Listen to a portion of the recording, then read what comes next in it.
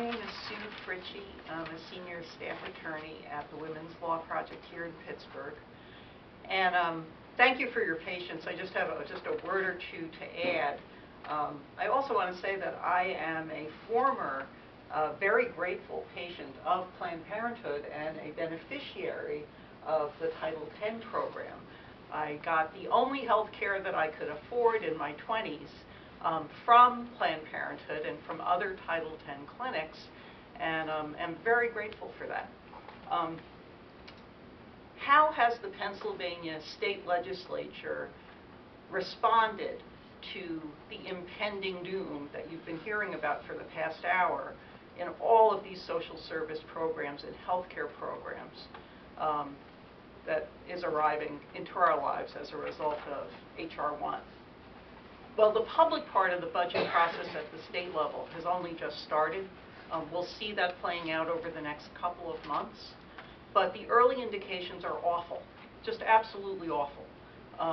The direction that we're seeing indications of from Harrisburg is to engage in highly politicized, counterproductive, and tone-deaf initiatives, namely abortion and welfare.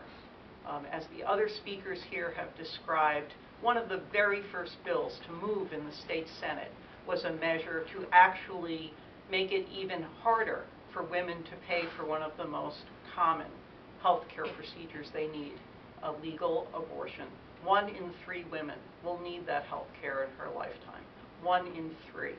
And Senate Bill 3 will take that even further out of the reach of an ever-widening group of women. In addition to restrictions on abortion coverage in private insurance plans, the legislature is considering a host of restrictions on abortion providers, ostensibly to address the illegal abortion horrors that arose in a West Philadelphia neighborhood in a clinic that was used by women who couldn't get access to good legal abortion care.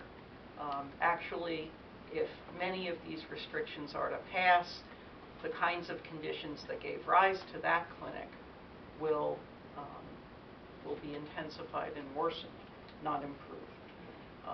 Welfare restrictions, our cash assistance grant levels haven't been increased in over 20 years in Pennsylvania.